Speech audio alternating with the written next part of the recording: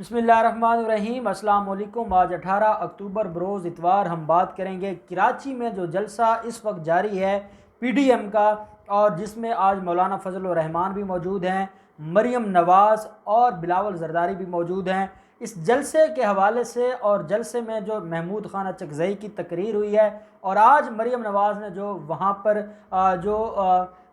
बड़ा इन्होंने एक जुर्म किया है, बाबा कौम क़ायद आज़म के मज़ार की जो बेहुरमती की है, वो उनके ख़िलाफ़ जो मुकदमा दर्ज होने वाला है, और वो किस कानून के तहत उनके ख़िलाफ़ मुकदमा दर्ज होगा, और क्या हमारे कानून में इस चीज़ की गुंजाइश है कि मज़ार कायद की बेहुरमती की जाए, और इसके ऊपर कौन से कवानीन लागू होंगे, ये मैं आपके साथ शेयर करूंगा। और मैं आपको ये बात बता रहा हूं कि मरियम नवाज़ और कैप्टन रिटायर्ड सफदर के लिए बड़े मसाइल पैदा हो गए हैं, क्योंकि जिनका वो दम भरते थे और जिनके नारे लगाते थे, आज उस कायद के मज़ार की बेहुरमती की है, जिसकी जितनी मजम्मत की जाए वो कम है, और बड़ी कार्रवाई इनके ख़िलाफ़ होने वाली है। उससे पहले मैं आपको आज एतजाज़ अहसन का बता दूँ। एतजाज़ अहसन साहब जो कि हमेशा से ही उनकी जो गुफ्तगू है, उनका जो पॉइंट ऑफ व्यू है वो बड़ा निराला होता है और बाकियों से अलग होता है। आज उन्होंने जो अपना पॉइंट ऑफ व्यू दिया है, और आज वो खुल कर आ गए हैं नून लीग के ख़िलाफ़। और नून लीग का जो मैं समझता हूँ कि आज एतजाज़ अहसन ने कराची जलसा के दिन 18 अक्टूबर के दिन नून लीग को नंगा कर दिया है। शहबाज शरीफ और नवाज शरीफ का जो किरदार है, और दोनों का जो इदारों के साथ मिन्नत तरला है, और जो इदारों के पाँव पड़े हैं, और आज नवाज शरीफ की तकरीर का ना होना, ये सारे के सारे राजों से पर्दा उठा दिया है एतजाज़ अहसन साहब ने। एतजाज़ अहसन साहब ने यह फरमाया है, पहले जब उनको ये पूछा गया है, एतजाज़ अहसन साहब ने यह फरमाया है कि नवाज शरीफ की जो तकरीर नहीं हो रही, ये हमने मना नहीं किया। नवाज शरीफ की तकरीर ना बिलावल जरदारी उनको मना कर सकते हैं, और ना उनको मना कर सकते हैं जो मरियम नवाज़ है या कोई और। नवाज शरीफ ने आज खुद तकरीर नहीं की, और नवाज शरीफ ने तकरीर इसलिए नहीं की कि उनको पैगाम चला गया है, और नवाज शरीफ ने खौफ ज़दा होकर, खौफ में मुब्तला होकर आज तकरीर नहीं की। नवाज शरीफ को इतना सख्त पैगाम गया है कि नवाज शरीफ डर के मारे बैठ गए हैं, और उसके बाद उन्होंने तकरीर करना गवारा नहीं समझा। एतजाज़ अहसन साहब का यह भी कहना था कि ये जो इन्होंने तकारीर की हैं, जो इन्होंने फ़ौज के ऊपर बातें की हैं, या इमरान खान की हुकूमत के हवाले से बातें की हैं, ये सिर्फ चाहते हैं कि एक्स्ट्राडिशन का जो कानून है तहवील मुजरिम का, ये उससे बच सकें, और ये इधर फ़ौज को गालियाँ दें, रियासत के ख़िलाफ़ बातें हों, यहाँ से वज़रा कहें कि हम उसको देख लेंगे, हम उसको छोड़ेंगे नहीं, उसको फांसी पर लटकाया जाएगा, वो गद्दार है। ये सारे मामलात करके जब बरतानिया में उसके तहवील मुजरिम के कानून के तहत उसको लेने जाएंगे, दरख्वास्त देंगे, तो बरतानिया कहेगा कि इसको इसलिए आप बुला रहे हैं कि ये आपके फ़ौज के ख़िलाफ़ बात करता है, या आपकी हुकूमत के बारे में बात करता है, और आपके वज़रा या आपकी हुकूमत इसके बारे में ये कहती है, तो उसको सियासी अज़ाइलम मिल सकता है, पॉलिटिकल अज़ाइलम मिल सकता है। और वो सिर्फ पॉलिटिकल अज़ाइलम हासिल करने के लिए फ़ौज के ऊपर ये बात कर रहा है। एतजाज़ अहसन साहब का ये कहना है कि शहबाज शरीफ और नवाज शरीफ एक ही पेज पर हैं। शहबाज शरीफ को क्योंकि जेल से बेहतर कोई ऐसी जगह नहीं है कि जहाँ पर खुफिया मीटिंग्स हो सकें, जहाँ पर इनको कोई मिलने आए और कोई पूछने वाला ना हो। सबसे जो आइडियल प्लेस है ऐसे कामों के लिए वो जेल हुआ करती है, और शहबाज शरीफ की जेल में मुलाकातें हो रही हैं। शहबाज शरीफ और नवाज शरीफ एक ही पेज पर हैं, और नवाज शरीफ ने जो कुछ किया है वो एक्स्ट्राडिशन से बचने के लिए किया है। और साथ एतजाज़ अहसन साहब का ये कहना था कि आज की जो वो तकरीर नहीं कर रहे, उनको मना कर दिया गया है, और उनको शटअप कॉल दी गई है, जिसके बाद नवाज शरीफ जहाँ थे वहीं पे बैठ गए, और उनकी सारी जो इनकलाबियत है वो निकल गई है। साथ बात की है एतजाज़ अहसन साहब ने कि नून लीग जैसे आज बेहुरमती की गई है क़ायद आज़म के मज़ार की, तो एतजाज़ अहसन साहब ने कहा है कि ये कौन सी नून लीग है, और उन्होंने ये कहा है कि मैं आज नून लीग को ये कहूँगा कि कोई शर्म होती है, कोई हया होती है। ये एतजाज़ अहसन साहब के अल्फाज हैं कि कोई शर्म व हया होती है। आज आपने जो किया है कायद के मज़ार पर, वो बानी पाकिस्तान है, वहाँ हर पाकिस्तानी का उतना ही हक है, और आपने जो अहाता है मज़ार में जो आपने नारेबाजी की है, आपने ना सिर्फ तौहीन की है बल्कि कवानीन मौजूद हैं, जिन कवानीन के तहत अगर कोई मज़ार कायद की बेहुरमती करेगा, या वहाँ पर शोर होगा करेगा, या वहाँ पर बदतमीज़ी से पेश आएगा, या आपस में कोई हल्ला गुल्ला होगी, तो उसके ऊपर कानून मौजूद हैं जो उस शख्स को सज़ा भी देंगे और उनकी दोबारा उस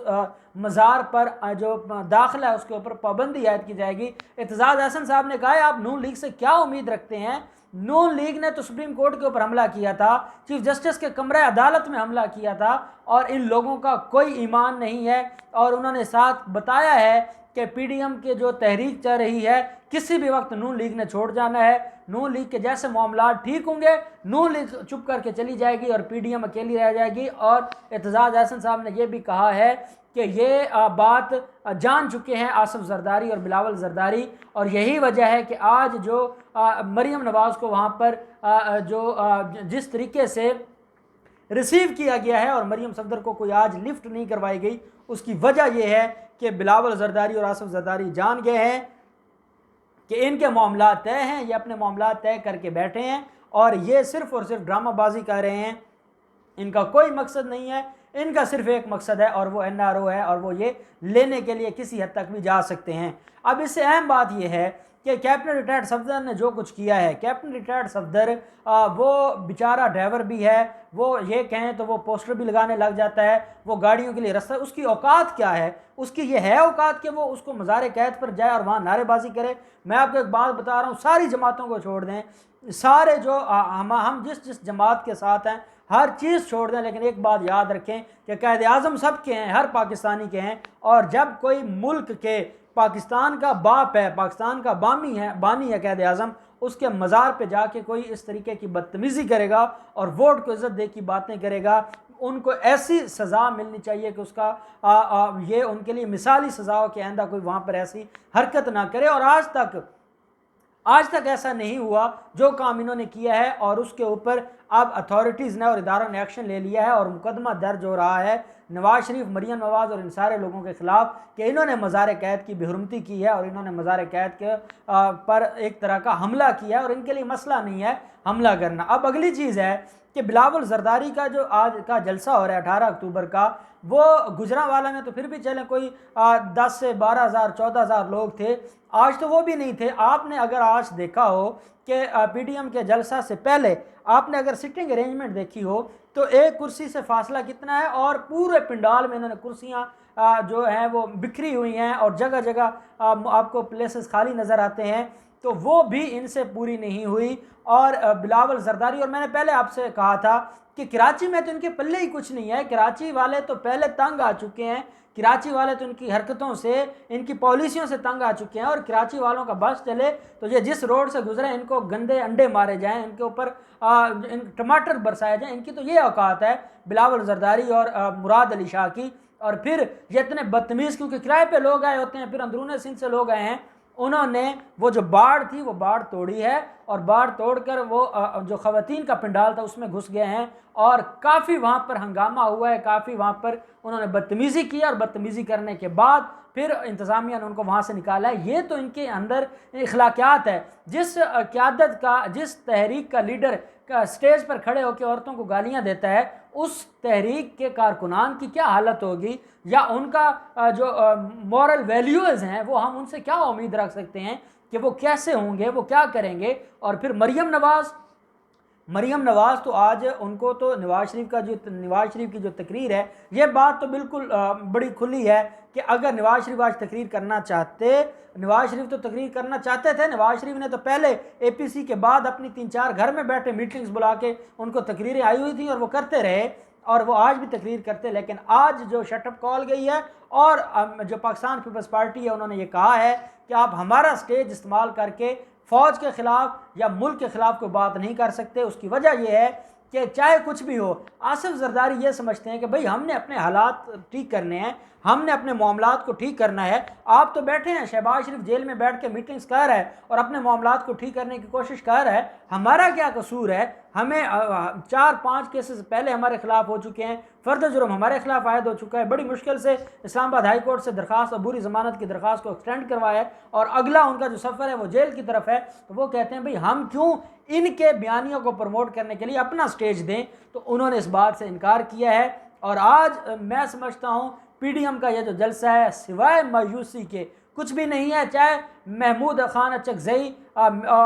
जैसी भी बात करें, चाहे उनको आज खुद मुख्तार रियासत नज़र ना आए, चाहे उनको ये लगे कि पार्लियामेंट खुद मुख्तार नहीं है। भाई महमूद अचकज़ई से कोई पूछे कि आप जब पार्लियामेंट में पहली पार्लियामेंट थी नवाज शरीफ के दौर में, वो कौन सी खुद मुख्तारी थी, या वो क्या करते थे, या वो कौन सी कानून साजी करते थे, वो कौन सी कौम की खिदमत कर रहे थे जो आज नहीं हो रही, वो कौन सा ऐसा काम था जो पहले हो रहा था। मैं ये भी समझता हूँ कि आज फ़ौज के ख़िलाफ़ बातें करने का जो